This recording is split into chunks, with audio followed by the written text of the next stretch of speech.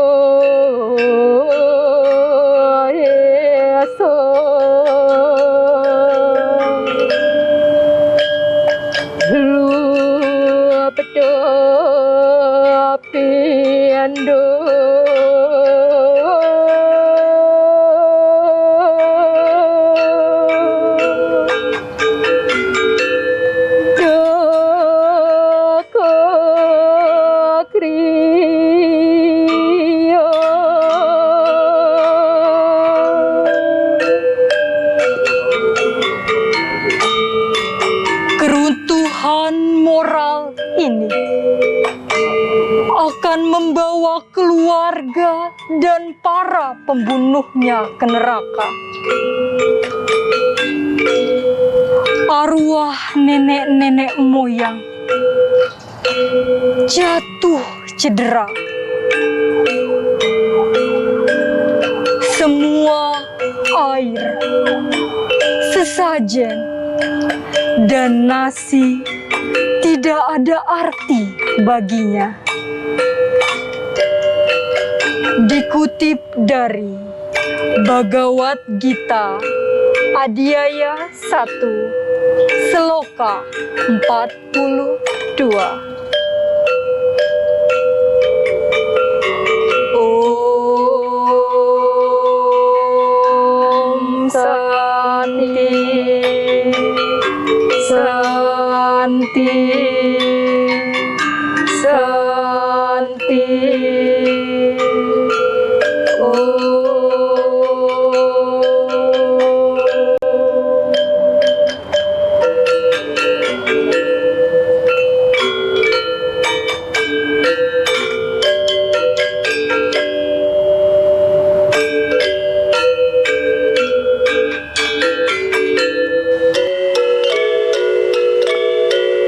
Om Swastiastu, Om Awigenamastu, Namo Sidam.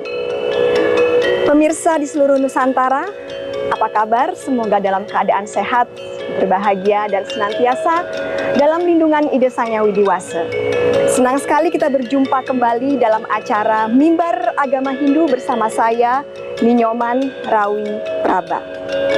Tema yang diangkat pada acara Mimbar Agama Hindu kita kali ini adalah mengenai 4 tingkatan hidup manusia secara Hindu atau yang dikenal dengan istilah catur asrama.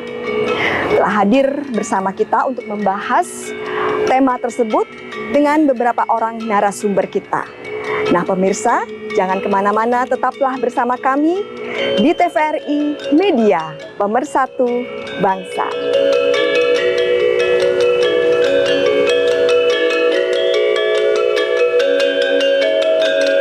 Ajaran agama yaitu selama kita hidup harus menjalankan ajaran yang disebut dengan catur asrama.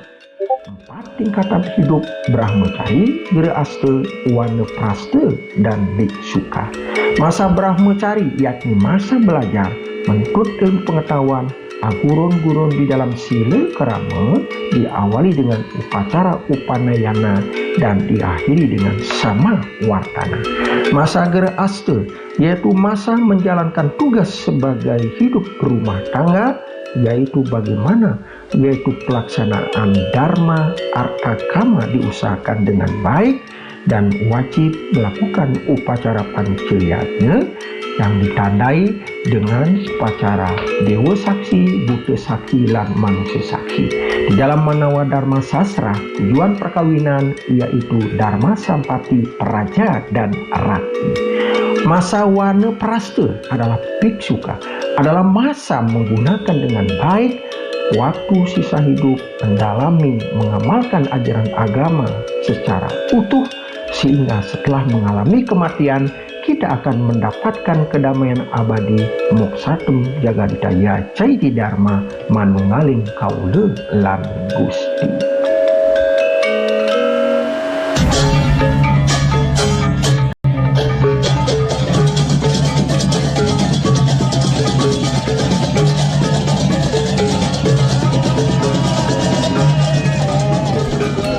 Umat Sedharma yang berbahagia, telah kita dengarkan tadi pembacaan Sloka Bhagavad Gita Adiyaya 1 Sloka 42 oleh adik-adik kita Komang Ananda Santi Arini dan adik Kade Gita Saraswati mengenai pentingnya memuja leluhur.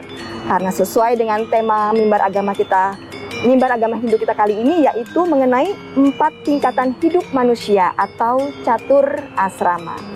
Nah, telah hadir di tengah-tengah kita narasumber kita yaitu Bapak Dr. Randus Ide Bagus Nugraha.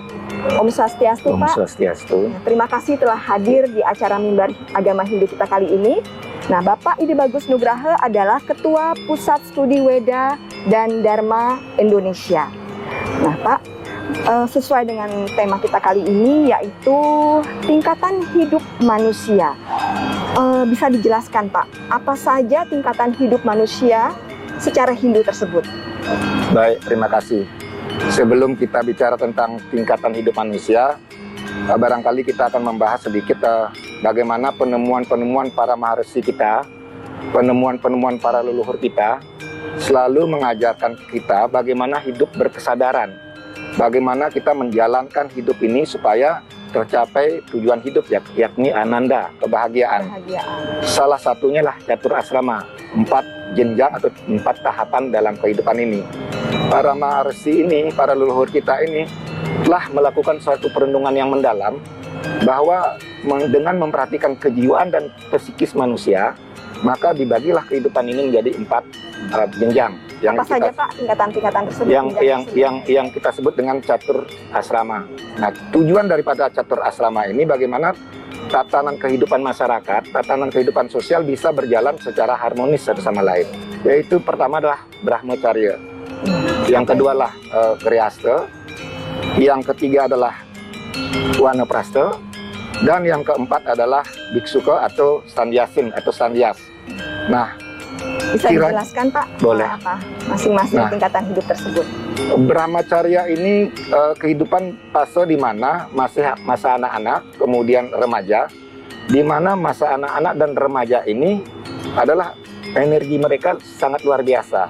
Energi mereka ini yang perlu kita kembangkan, potensi-potensi yang mereka miliki perlu kita kembangkan. Nah, setiap anak itu mempunyai potensinya masing-masing.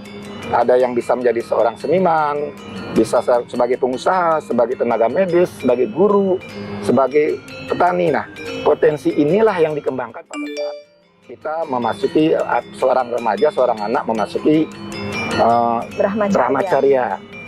Oleh karena itu, perlu sekali orang tua, para guru, para pengajar mengetahui apa sih kira-kira potensi seorang anak ini untuk bisa kita kembangkan. Disesuaikan dengan untuk disesuaikan anak itu ya. Jadi pengetahuan apa yang diberikan disesuaikan dengan potensi anak tersebut. Jangan sampai seorang seniman harus dipaksa belajar matematika dan sebaliknya seorang saintis harus disuruh jadi pemain musik, ya tentu akan berbeda.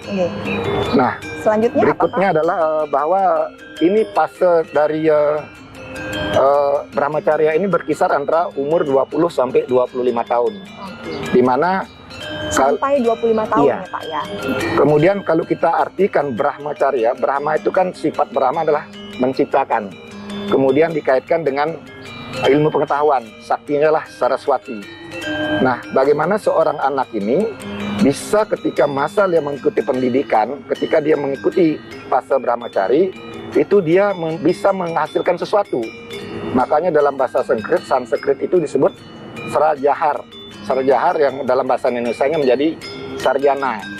Nah, dari sarjana situ asalnya. inilah yang sudah siap untuk hidup mandiri. Mereka sudah punya bekal pengetahuan keduniawan untuk mencari penghasilan dan lain sebagainya. Kemudian juga mereka sudah mempersiapkan diri untuk hidup spiritual atau berkesadaran. Nah, oleh karena itu ketika dia sudah siap pada saat umur 20 atau 25 tahun tergantung dari potensi anak masing-masing, Iya. maka dia siap memasuki masa Grihastha. Iya. Apa itu Pak? Grihastha ini adalah secara harfiah artinya Grihastha itulah berkomitmen untuk berkeluarga. Komitmen kepada istri, komitmen kepada putra-putri, tidak sekedar pada istri putra-putri tetapi pada seluruh keluarga dan seluruh masyarakat dan sosial lainnya. Nah, ini komitmen-komitmen ini dia sudah siap mandiri, lebih baik sudah punya rumah sendiri dan berpenghasilan sendiri, dan juga sudah siap untuk sukses secara holistik, sehat secara fisik, sehat secara mental, secara kemudian spiritual juga secara ya spiritual, Pak, emosional hidup juga berkecukupan, tidak saja untuk kepentingan diri sendiri dan keluarga, tetapi juga kepentingan masyarakat. Kepada umat lainnya juga Nah, ya Pak ya. Oke, kemudian tingkatan yang berikutnya apa Pak? Tingkatan berikutnya adalah setelah Brahmachari Grihastha adalah Wanaprastha. Wanaprastha. Nah. Apa artinya Pak Wanaprastha? Wana itu kalau kita lihat bahasanya itu kan bisa diartikan hutan, bisa diartikan pepohonan yang besar-besar, bisa juga diartikan semak belukar. Nah, ketika seseorang telah memasuki Grihastha dan kemudian sudah cukup umur, anak-anak sudah dewasa, anak-anak sudah mandiri, sudah selesai juga pendidikannya, itu kalau warisan leluhur kita mengatakan itu berkisar antara mulai umur 50 tahun. Mulai umur 50 tahun lah seseorang itu menjalankan kehidupan Wanaprastha. Wanaprastha. Seperti apa Pak Wanaprastha kehidupan itu? Tadi artinya Wanaprastha. Wana itu artinya Hutan. hutan. Jadi Ya. hidup di hutan seperti itu Pak. Jadi bagaimana implementasinya dalam kehidupan kita di masa modern ini? Apakah Ya. kita harus pergi ke hutan atau seperti apa Pak? Ya, betul sekali. Jadi kalau kita melihat kehidupan zaman dulu, memang mereka pergi ke hutan, melepaskan seluruh kewajiban tanggung jawab kepada keluarga dan anaknya dan pergi ke hutan untuk full time job, katakan seperti itu, untuk menjalani kehidupan spiritual. Memang pergi ke hutan. Tetapi dalam konteks kekinian tentu kita tidak bisa pergi ke hutan seperti itu, karena di mana-mana sudah ada pembangunan dan lain sebagainya. Bisa diartikan pada saat kita menjalankan Wanaprastha ini, seseorang sudah mapan, kemudian sudah pensiun, bahkan bisa mengabdikan dirinya. Barangkali orang yang tinggal di kota besar bisa pulang ke kampung halaman untuk mencari ketenangan di sana. Tidak saja mencari ketenangan, tapi juga mengabdi kepada masyarakat, melayani masyarakat, orang-orang yang kepada membutuhkan. masyarakat ya Pak ya, Betul. tidak hanya kepada keluarga Ya. seperti itu. Pada masa lampau, sebetulnya guru-guru spiritual, guru-guru pendidikan itu adalah orang-orang yang pada saat menjalani kehidupan Wanaprastha, sehingga dia sudah mempunyai pengalaman yang sangat cukup, sudah mempunyai mengalami suatu kondisi guncangan yang macam-macam, sehingga dia siap memberikan solusi apa yang harus dilakukan ketika seseorang anak menghadapi suatu masalah. Selanjutnya apa Pak? Tingkatan yang keempat setelah Wanaprastha. Tingkatan yang keempat itu adalah biksuka. Apa itu biksuka Pak? Biksuka atau biksu ya, atau dalam terminologi Hindunya Sanatan Dharma itu lebih disebut sebagai sannyas. Jadi sannyas. Sannyas ini adalah lanjutan dari Wanaprastha, adalah fase yang terakhir. Fase yang terakhir di mana seluruh hidupnya betul-betul melepaskan diri dari keduniawian. Dia sudah tidak bisa lagi hidup mewah, materi tidak menjadi kebutuhan lagi, tetapi materi itu menjadi sangat penting. Saya kira itu penjelasan singkat mengenai catur asrama. Iya Pak, baik Pak, terima kasih atas pembahasan catur asramanya tadi. Umat sedharma yang berbahagia, demikian tadi pembahasan kita mengenai 4 tingkatan hidup manusia atau yang dikenal dengan istilah catur asrama bersama dengan Bapak DRS Ide Bagus Nugraha. Terima kasih atas kehadirannya di acara Mimbar Agama Hindu kita kali ini, Pak. Ya, pemirsa yang berbahagia, selanjutnya kita akan dengarkan monolog dari Bapak DRS Iketut Budiase setelah yang berikut ini. Jangan kemana-mana, tetap bersama kami di TVRI, Media Pemersatu Bangsa.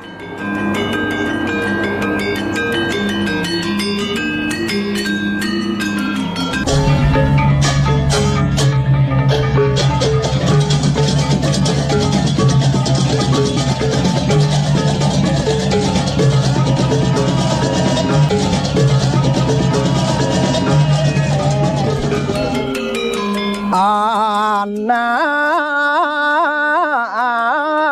sengke ngeman bajang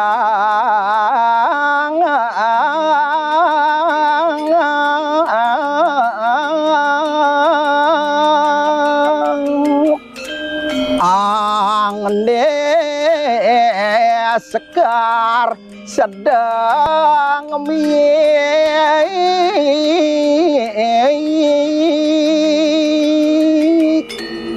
para pemirsa televisi Republik Indonesia dimanapun berada, kembali kita berjumpa dalam acara Mimbar Agama Hindu, yaitu mengenai temanya adalah catur asrama. Catur asrama sudah sering kita dengar, artinya catur artinya 4, asrama artinya tingkatan hidup, yaitu 4 tingkatan hidup manusia yang dilakukan dengan baik. Pertama itu adalah masa brahmacari. Masa brahmacari adalah masa menuntut ilmu pengetahuan. Jadi anak-anak diharapkan yaitu dari PAUD sampai perguruan tinggi, pergunakanlah masa itu untuk menuntut ilmu pengetahuan. Yaitu apa yang dikembangkan, yaitu kognitif, afektif, psikomotorik. Nah, jadi ada pengetahuannya, sikapnya, keterampilannya. Lalu di perguruan tinggi kita jelas sering mendengar itu membangun karakter. Jadi membangun spiritualisme, kemudian membangun kecerdasan emosional, dan membangun kecerdasan intelektual. Nah, jadi intinya adalah di samping itu ada anak-anak mahasiswa pun dituntut. Nah, sebagai masa brahmacari itu adalah ada juga kecerdasan bahasa, kecerdasan musikal, harus ditekuni itu.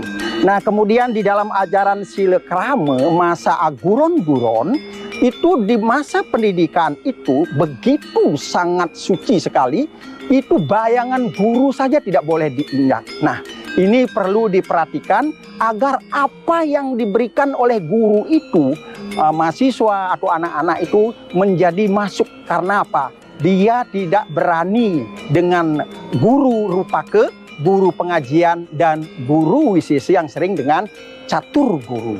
Nah, jadi intinya di masa brahmacari ini ada istilah taki-taki neng sewa ke guna widya semara wisaya ruang puluh hingayusya tengah hing tuo sang wacana gagante papleang mengstanu pagurukan.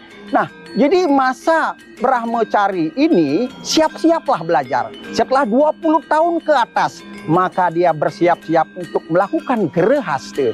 Setelah gerahasta, selesai tugasnya, membina anak, membina keluarga, akhirnya dia masuk kepada wanaprastha dan biksuka. Nah, saya jelaskan tentang kewajiban sekarang ini mengenai gerahasta. Gerahasta itu artinya mendirikan rumah tangga, yaitu membangun keluarga. Berasal kata kula dan warga. Abdi, mengabdi kepada warga. Lalu apa yang dilakukan? Yaitu dalam perkawinan ini ada tujuan perkawinan menurut Manawa Dharma Sastra, yaitu Dharma Sampati, Praja dan Rati. Dharma Sampati begitu memasuki masa rumah tangga itu harus melakukan yadnya sila tapa. Yadnya itu melakukan pancayatnya. Sila artinya pengelarian diri, dan juga yang disebut dengan bagaimana hidup bermasyarakat. Guna mante sang dasirate, weruh sire ring wede bakti ring dewa, tar malupeng pitra puja, masih tesireng suwe gutra kabeh. Nah, ini di masa Grahasta. Nah, tujuannya di dalam ajaran agama Hindu adalah membentuk suatu keluarga sukinah, sutrepti, sukarte, lan bahagia. Nah, masa Grahasta ini adalah masa mengabdi kepada keluarga, bermasyarakat, berbangsa dan negara, membangun keluarga. Selanjutnya masa Wanaprastha dan Biksuka adalah masa yaitu menikmati masa tua, mendekatkan diri kepada Ide Sang Yang Widi, Tuhan Yang Maha Esa. Tentunya tujuannya adalah menuju Moksartem Jagadita Yat Saji Dharma. Nah, Biksuka ini berasal kata biksu artinya hidup meminta-minta. Jadi intinya melaksanakan dharma untuk tujuan nanti manunggaling kaulu dan Gusti yang disebut dengan pembebasan atau moksa. Maka umat sedharma, mari kita laksanakan ajaran catur asrama ini sesuai dengan tingkatan umur dan kita sadar beragama adalah mempermulia hidup. Jangan beragama jadi istilahnya mempersulit hidup kita. Nah, lakukan dharma agama, dharma negara. Dharma negara berarti kita wajib mengikuti apa yang digariskan oleh pemerintah menuju masyarakat adil dan makmur, material dan spiritual. Di dalam ajaran agama Hindu, Moksartem Jagadita Yaci Dharma yang disebut dengan dharma agama. Nah, kalau dharma agama dan dharma negara ini dilaksanakan dengan baik, saya yakin jadi sebagai umat Hindu berarti mendukung jadi apa yang digariskan di dalam Pancasila, Undang-Undang Dasar 45, Negara Kesatuan Republik Indonesia. Inilah harapan kita membangun bangsa, yaitu melalui tingkatan-tingkatan hidup. Baik para pemirsa, demikian dulu. Ya, lain kali kita sambung karena waktu. Kami akhiri dengan para mesanti. Om Santi Santi Santi. Semoga damai di hati, damai di dunia, damai selamanya.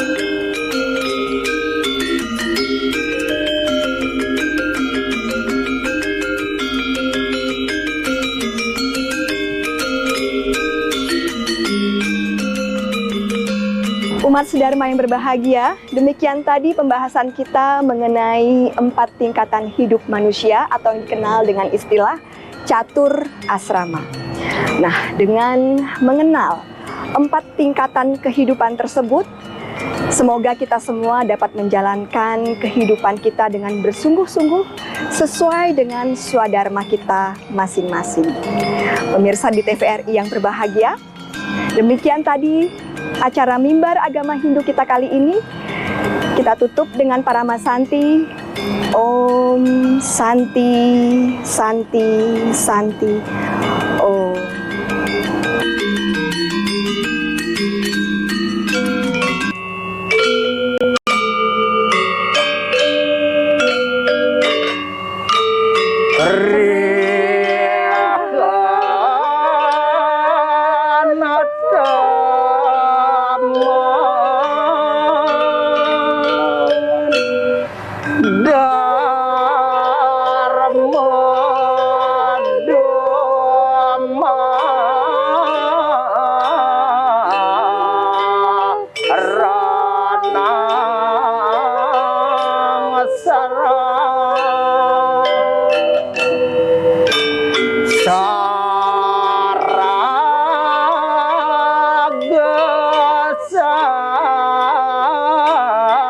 Sadu sirek petutan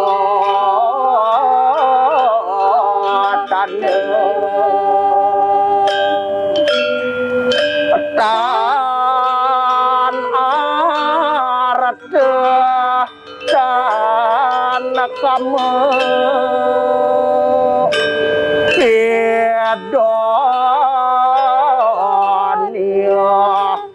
tan yasya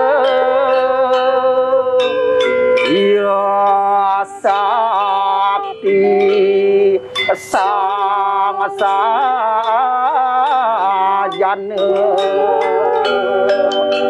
dharma Arra